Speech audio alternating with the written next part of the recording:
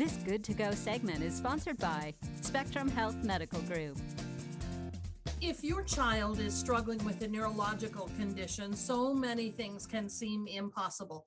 Finding the right treatment, living without pain, hitting developmental milestones. At Helen DeVos Children's Hospital, their robust neurosciences program, ranked one of the best in the nation by U.S. News and World Report, has as its mission helping parents and children overcome challenges that seem impossible. Dr. David Moon is the pediatric neurologist here from the hospital to talk about one such challenge, and that is Tourette Syndrome. Hi, Dr. Moon. Hey, how are you doing? Thanks for having me. I'm glad to have you here. Thank you.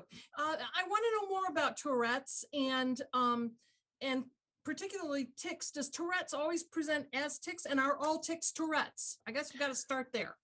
Yeah, so Tourette's always has tics, but not all tics are Tourette's. And so, let's start with tics. And so tics are repetitive movements or vocalizations that start in childhood generally. They can be simple, which means that they're brief and purposeless. And so for simple motor tics, that would be things like eye blinking or shoulder movements, mouth movements, head twitches. And for vocalizations, that might be things like sniffing or throat clearing, hums, grunts and things like that. But there are also things that are called complex tics, and those can be more sort of coordinated and appear purposeful, like like someone is doing an intentional action or they're saying a full sentence. And so some kids can have complex tics. Now, tics are generally classified as either transient or chronic. And transient, and so most kids who have tics will generally have them for less than 12 months.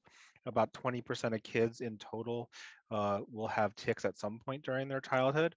And then a small percentage of those children will have tics for more than 12 months, and we call those chronic tics.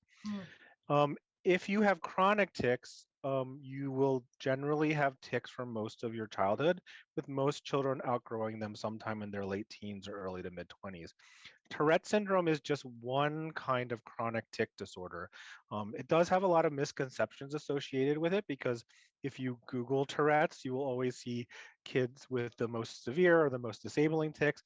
But the reality is most kids who have Tourette syndrome, who have tics, their tics are generally mild and they don't necessarily need treatment, and they outgrow their tics like every other person who has chronic tic disorders. I don't treat Tourette syndrome any different than any other chronic tic disorder. Really, Tourette's is a slightly different category because it includes both motor tics, which are those repetitive movements, and vocal tics, or those vocalizations. I'm guessing that parents can identify it first and then see their pediatrician. Is there like a certain time in life when children are diagnosed this way? Yeah, so most commonly tics will occur between at the very beginning, between the ages of 4 and 8 years old. But some kids can start earlier, some kids later, even in the teenage years. It's going to be much rarer in the teenage years or very early on, less than 3 years old. But it can happen sometimes. And so oftentimes we just need to be really sure of the diagnosis if we're outside of those normal ranges, because there are definitely things that can look like tics or behave seemingly like tics, but they're actually different. How do you treat it, Tourette's? Yeah, so actually our normal approach with tics is actually to not intervene on them and to do something that we call normalization.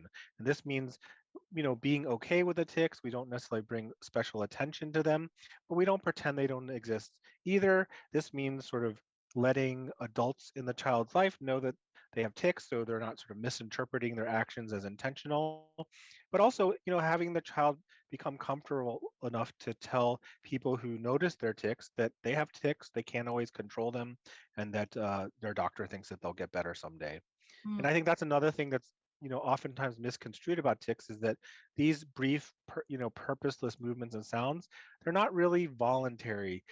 It's an involuntary kind of behavior. Some kids can suppress their tics, but oftentimes they can't suppress them for very long. Well, folks, if you would like to have your child evaluated for Tourette's or another neurological condition, you may schedule an appointment by calling 616-267-2500, 616-267-2500. Dr. Moon, thanks so much. Thank you.